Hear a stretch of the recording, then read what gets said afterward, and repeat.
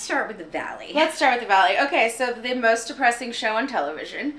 Oh my God. If you ever wanted to get married and have children, Yeah. this show could cure you Yeah. from that disease. Because let me tell you, some of the shit these people say, I'm just like, there is not a cringy enough cringe that I could do to make this how I feel on the inside. Yeah, like, Holy shit. I'm so irritated with the Valley for not doing a Reunion. I was gonna say finale. It looks like they're just gonna like continue episodes up till the end of like. There's still more episodes left, and there's no more left of Vanderpump. Right, but Vanderpump has like their 3-part reunion. Yeah. So I'm curious if they just like have 3 episodes left of the Valley and that they're not doing a reunion. I'm curious if they never planned on doing one because they didn't think that a first season, like, people wanted one. Like, are they doing it because, are they not doing it because everybody's going through a divorce and there's, like, too much legality that can't be said nobody right can now? talk about shit because they're all getting divorced. Yeah, like, are they all legally bound, so they just figured, like, it wasn't even worth it? I guess are they that's canceling it? Like, what? I know. What happened? Well, I guess we'll find out. But no, I never want to move to the Valley or get married. That's for damn sure.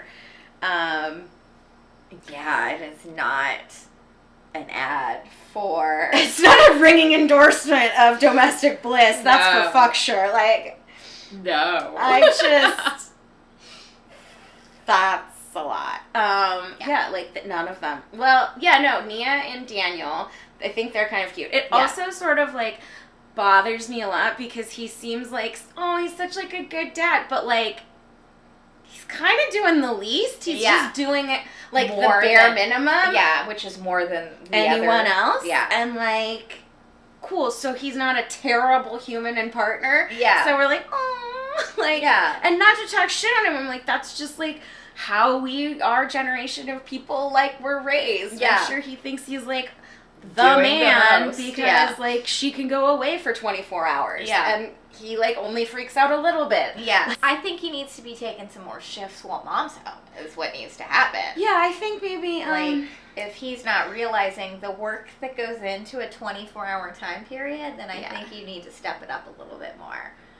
Weaponized incompetence. I am no longer here for it. Yeah, I just kind of feel like we have been able to accurately label it. We see it for what it is now, and no one's here for it. Yeah, and I'm like, let's not, like, he doesn't get a parade, you know? Yeah. Like, okay, good. You're, like, a decent human. Yeah. Being there for the children that you created with the woman you love. Yeah. Fantastic. Good on you. Yeah. But, like, no, let's not pretend that he's, like, some pinnacle or stalwart of, like, male, like, domesticity. Because he's really not. Yeah. Honestly, I'm kind of curious to see how, with Jason and Janet, thank you. Because it's their first baby. Like, I'm really curious to see how, like, he steps up because Janet is a shit stirrer. For sure. Yeah. That is the understatement, and I think it was so fucking hilarious. Like, him realizing how much a gossip she was and him trying to be like, she didn't used to be like this. She had a job before, and now her job is gossiping. And him just trying to, like, kind of, like, handle that, but, like, not be, like, handling it. But also, like, not get stabbed by the very pregnant wife. That too. But, like, watching the two of them trying to deal with Jackson Brittany's son. Oh my god. No, I think it's going to be a complete train wreck. Like, he was saying, like, that, oh, like, we don't have to have the nursery ready before the baby gets here. I'm like, are you fucking crazy? Like, I killed a cactus last week, and I know that that's wrong. Like, incorrect. Yeah, also, because, like, Jax and Brittany are separated now. Jesse and Michelle are divorced, right? Or are they separated? I think they're both going through divorces currently. Yeah, because I know that they're, Jesse and Michelle are, like, already dating new people. Yeah. So. Yeah, they're So they're done. Well, when she described her marriage as the longest one-night stand, like, that she was stuck in this, like, permanent one-night stand, I was like, oh no. Yeah. Oh no. And then when they played that fucking, like, oh my the god, Love Boat game, or like whatever, Newlyweds game, or whatever the fuck it is. Yeah, with the drag queen. Yeah. Yeah, and they were talking, and, like, she said sex lasts 2 minutes, and then he said 22 seconds, and I was like, oh no. I love that even, like, I can't remember the drag queen's name, but even she was like, oh, like, okay.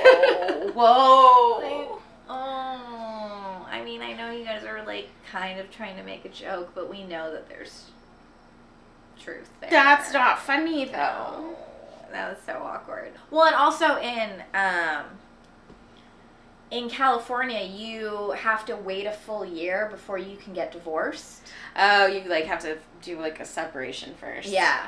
So, they can't. It hasn't been enough time for both Brittany and Jackson, Michelle and Jesse. I'm really excited for the Vanderpump reunion. But I'm also skeptical about how excited I should be about it, because I feel like I know how good their editorial team is at making these teaser trailers. Yeah. And how much they can manipulate us. Like, I'm well aware, as an editor myself, how much you can manipulate things. Oh, yeah. In terms of my excitement level, I fucking hate that it's 3 parts. Oh my god, I know, I just want... We're gonna be dragging out the same fucking shit. Yeah. So that they can get 3 episodes out of this. Like, oh my god. I hope that they're just 3 full episodes of stuff, and that I'm not, like, the second one, I'm just like, this is 100% filler. Like, I hope that they don't do that. I feel like there is enough there, and I also feel like... Okay, I'm gonna backtrack a little bit. I feel like the reason that Scandival became such a big thing and such a big part of the zeitgeist, which is we've talked about before, is that we were able to kind of see and side with female rage. Yeah. And Ariana has spoken about it, like, in that conversation with Brock, aka Brock. Yeah.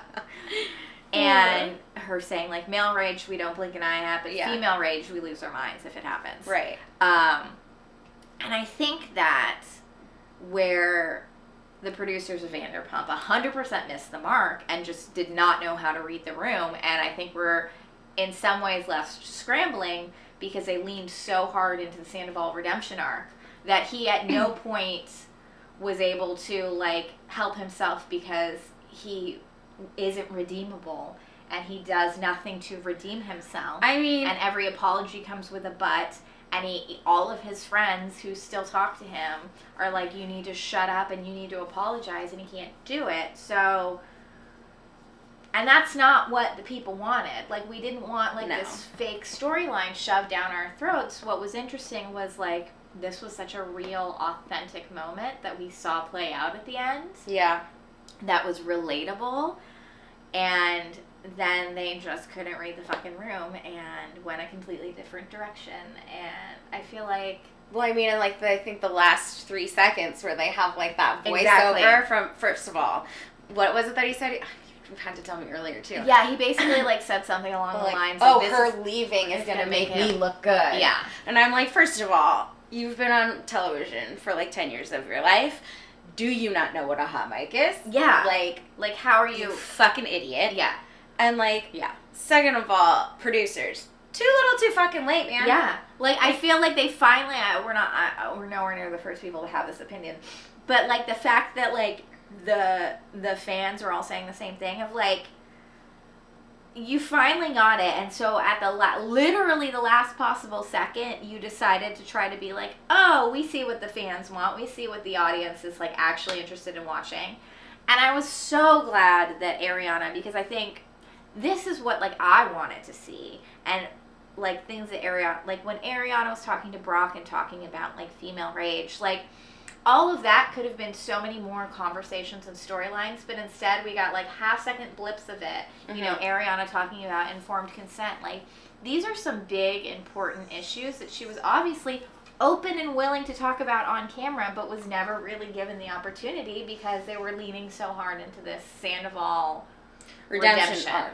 Well, and we've talked about this before too, where it's like these people, like, it just, this season, just like, you felt how like pseudo scripted it was. Yeah. Like, they were like conversations in like unnatural settings with like characters with people that you're like, what? Wait, this is like not feeling organic at all. And Sandoval is not redeemable. No. They gave him every fucking opportunity and like failed honestly at every turn. Like a trained squirrel could have played that role better, the way they fucking teed him up over and over and over again to have some ounce of like redemption or remorse or like a real fucking emotion. And I'm sorry, your crocodile tears every 5 fucking seconds. Yeah, we don't I don't buy it. No. I don't buy it for 1 fucking minute. No. You have this like go-to, like trained, like I can drop a tear, one tear or two, Laurence Olivier bullshit. Yeah.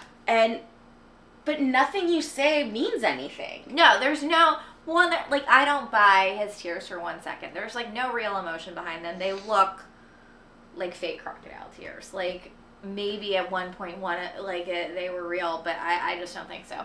And we're really feeling like we've all watched reality TV for long enough. Like, we know that like they call them scenes and they're like, this is this scene. But I feel like this season they really felt like, here are the scenes that we're shooting for this season, and like, let's have a scene with Lala and Sandoval at Sandoval's house. Like, that's why the fuck were they hanging out? Like, they've never hung out before in Ever. any capacity aside from in group settings. Like, now all of a sudden Lala, who at the end of last season at the reunion was like, this man is like Randall. Yeah, he's dangerous. He's dangerous. He's a narcissist. Like, people need to watch out for him.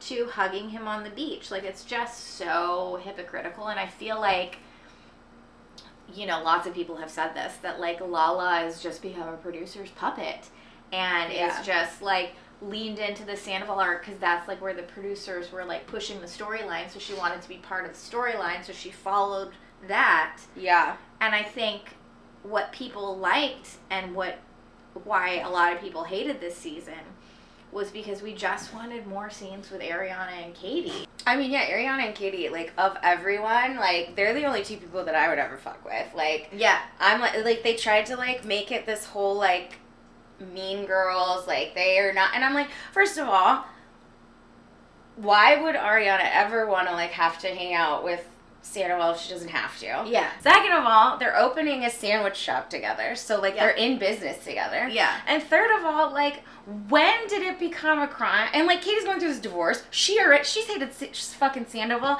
since the jump because he's always been such a piece of shit to her. Yeah. Like, he's part of the reason her marriage broke up. Well, that is 100% true. And then also, like, when did it become, like, wrong to be a girl's girl? Yeah. And to be like, hey, we're both going through, like, the end of, like, really long, like, meaningful relationships and, like, trying to make some shit happen for ourselves. Like, why wouldn't they, like, bond and want to hang out and, like, spend a lot of time together? Yeah, and like, why aren't they allowed to, like, without it being this like Mean Girls narrative? Like, I don't understand like why it's like not okay to be a girl's girl, and like they've painted this whole like narrative about like Ariana and Katie being like the mean girls or whatever, and I'm like, no, they're 2 women going through like horrific like life-altering breakups and like leaning on each other for support. And I feel like they both have lives like outside of this show. Like, the show is their job and they do it, and like they're both entertaining as fuck to watch, but like it's not their whole personality. Yeah. And the thing about Katie too that I love is that like she seems like genuinely happy for Ariana and all the stuff she's got going, and like not jealous at all. No, like almost to the point where it's like she almost doesn't care. Like, yeah, she's very like nonchalant, nonplussed about it. And the whole thing with like Sheena and Lala is like, not only is like this show become like their livelihood, it's their life. It's like their whole personality is wrapped up in this fucking TV show that's just supposed to be mindless entertainment for people. And like, it's like when you're dedicating like so much of your like self and your life and to something that's like legitimately not that fucking important. Yeah. Like, we're not curing cancer here, kids. Yeah. Like, I feel like you lose perspective about what it is you're actually doing. Yeah. And like their anger about like her not being real and this is what you signed up for and da da da da, and we all put so much in and I'm like, but why? Yeah, and like, yeah, and also you didn't though. Like, we can pick that apart. Like, that has so many fucking holes in it. Swiss cheese. Like, that's true too. Like, you know, let's, as we've all said, like, let's have Randall on next season and see suddenly how Lala starts flapping her mouth. Yeah. Also, like, I just don't understand, like, this whole, like, narrative of, like, she's not being real, she's not doing what she signed up for. Like, she's living her own personal truth and reality. She's showing up. She got on a fucking boat with the man. It's not like she's not getting, like, crammed in close quarters with him all the time, but she has a boundary that she doesn't want to have any sort of relationship with him whatsoever. And that's 100% okay. Like, there's, like, no reality where that's not okay. Especially 4 months after it fucking happened. Like, Jesus Christ, my friends. Well, and also, like, I think a lot of, like, because we were talking about how at the end, like, Lala's whole, like, fucking explosion and, like, breaking my fourth wall, and I'm like, whoa, Broadway, like, calm down. Like, this is not, like, a theater world here. Yeah. You're on reality television. Yeah. But, like, where she is so upset, I really feel like, because, like, the producer who, like, oh, God, like, not jealous of his job to go up to Ariana, please, like, please have this conversation, don't do this. Yeah. Like, if looks could fucking kill, that man would be dead. Yeah. But, like, I feel like they really wanted her to her and him to have this, like, heartfelt season-ending conversation. Like, to, like, tie it all up. And whereas, like, you've said this, like, many times over, like, this past season, like, where, like, Lala has been, like, the producer's puppet. And so she's pissed because she's the one that's going and doing all of, like, hey, we really want you to have this conversation. And Ariana was just like, abso-fucking-lutely not. Yeah. Like, and I love that during their little, like, after show, she was like, look at my fucking contract. Like, contractually, I don't have to do anything that I don't deem real.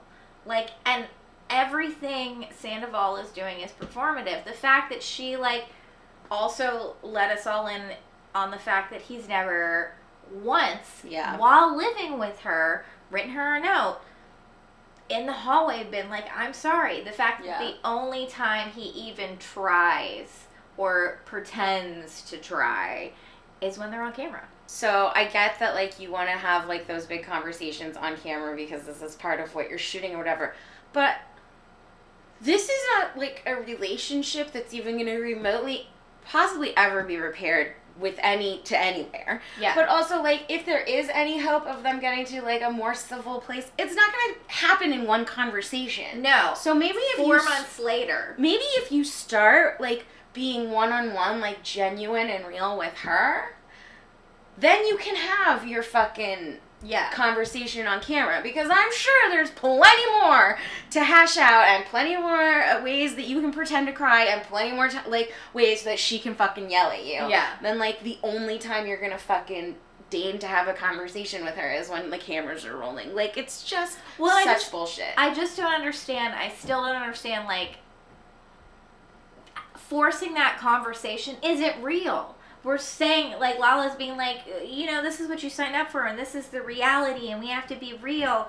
That's not fucking real. No. That's a forced conversation that would never happen in anyone's real life. Right. And what makes the show interesting is, even though we know reality television isn't real, there's an aspect of it that is these people's lives, and that's what the audience gravitates towards, and that's why Scandival was such a big hit. Because it was the most authentic thing we've ever seen in reality television. Yeah. Like, maybe ever.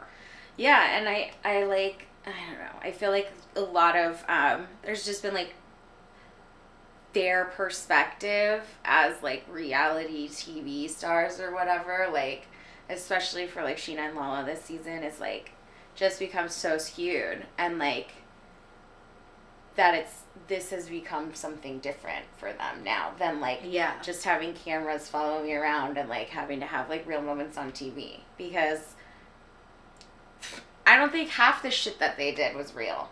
No. Like, and then also, just Sheena. Dude, you've been friends with Ariana forever. Of course she knows you're going to try and, like, repair some aspect of your relationship with Tom.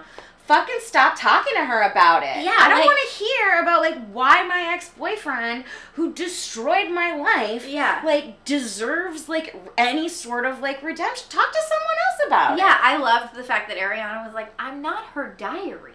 Yeah. Like, why do you need to keep coming and, like, divulging all of this, like, information? I don't want to hear about it. Yeah. And, like, of course not. Like, can you imagine if, no. If anybody came to, oh my God, like, she's still so fucking jealous about, Dancing with the Stars. Well, that. No, who did Katie sleep with?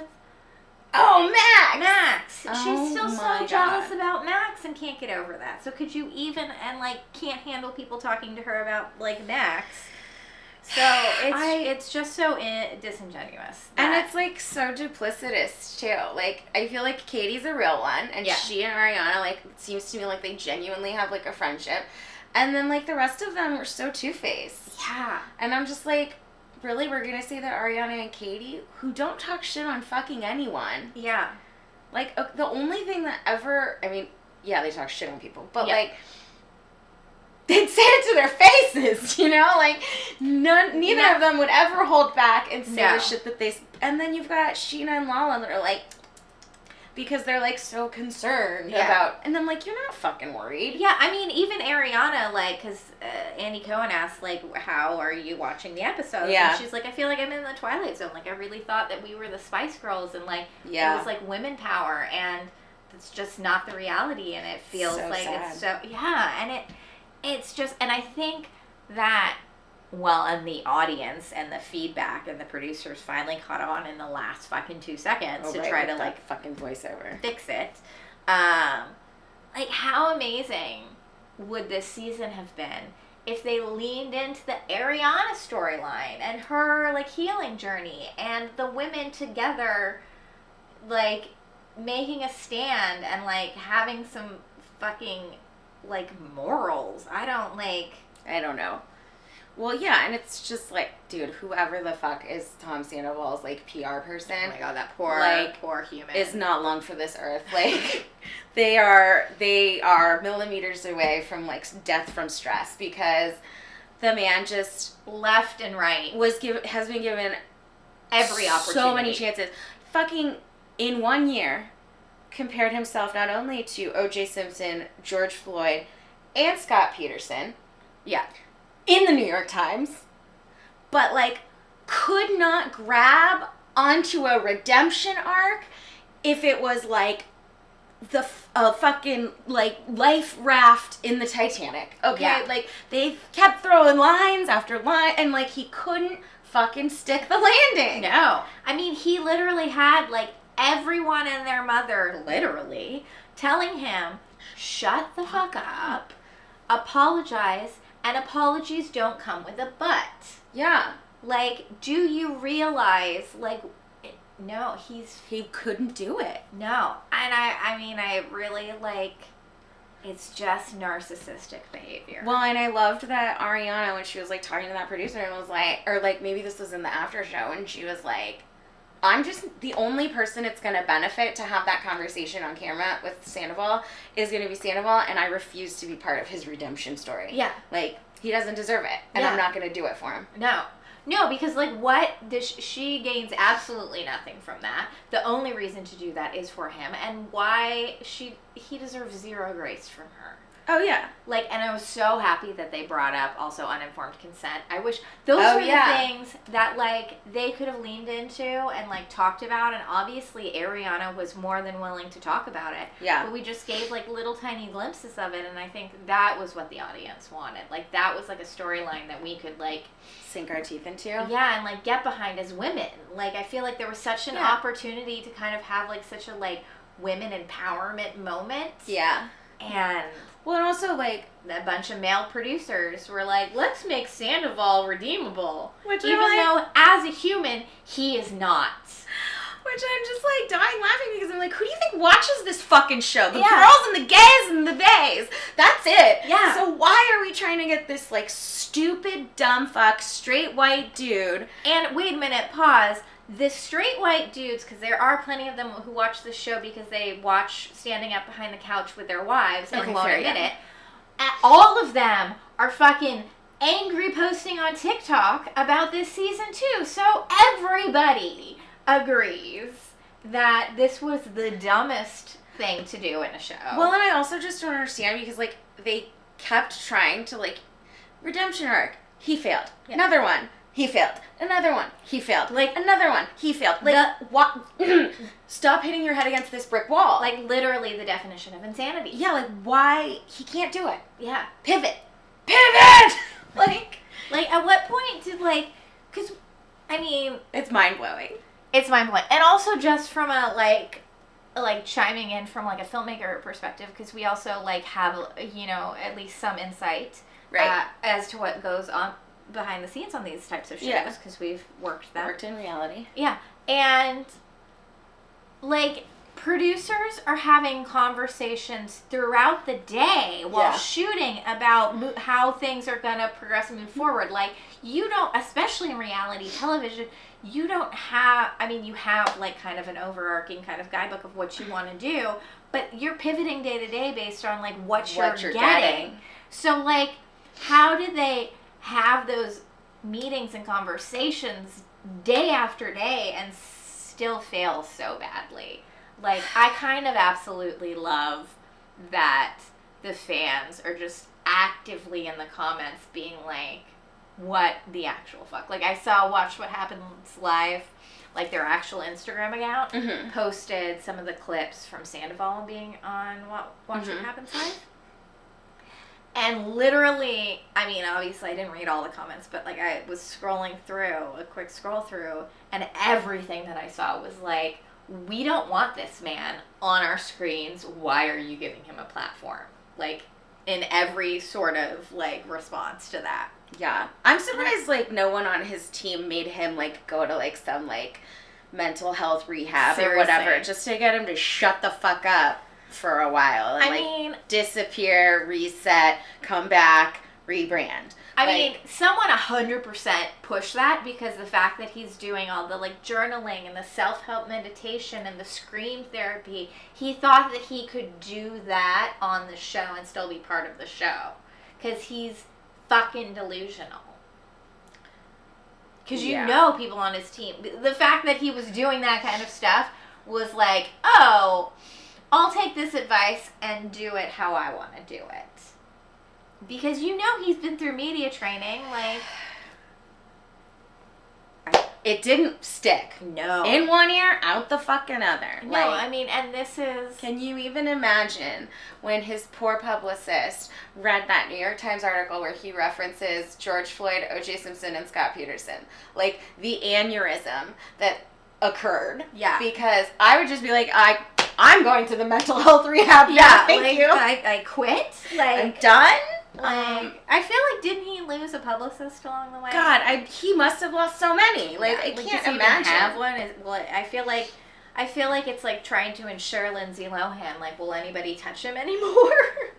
The fact that they tried to give him this redemption arc over and over and over again, and, like, spoon feed it to him and spoon feed it to us, and he couldn't fucking swing it. Yeah, makes me just feel like, oh, well, but you're just a garbage person. Yeah, like. I feel like people have been, like, diminishing Ariana's anger, and especially Sandoval has. He's been, calling her left and right. She has been She hasn't been that fucking angry. No, like, honestly, like, again, like, I feel like people just can't get it through their fucking heads that we're talking about 4 months later. Yeah. We're talking about a really truncated amount of time.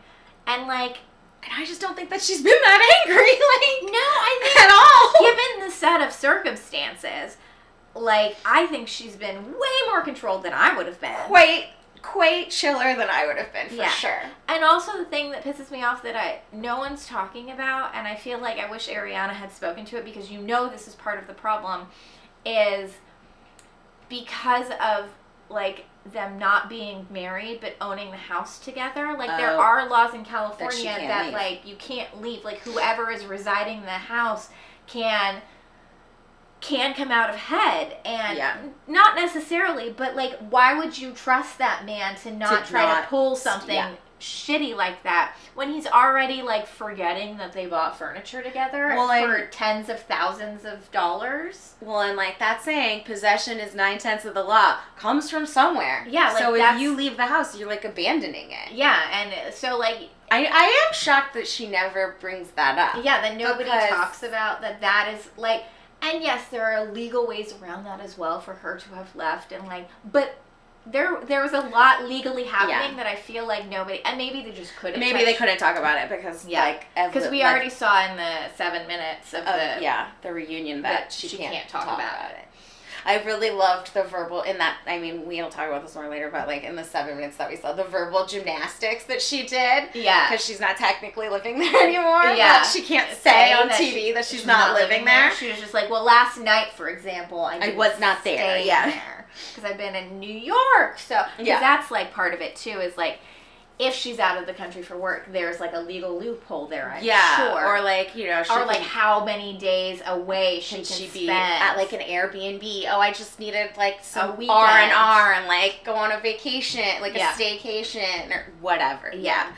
But yeah, so there's like definitely. Yeah. And as we have learned from, and I saw a podcast with her designer, I'm assuming, is the woman she's been working with, that said, like, she knew that Tom was gonna be like shocked and pissed when he saw. She's like, because I had the list of who had purchased what, and the majority of it was Ariana, and he like gets very attached to those like items, and he wasn't going to be getting them because there was a lot of stuff that he did not pay for. Yeah. And so if he wanted those things, he was gonna here was the itemized list of the things that you need to buy. And apparently she also said, okay, like, here's the stuff I bought, here's the stuff you bought. That's how that gets separated.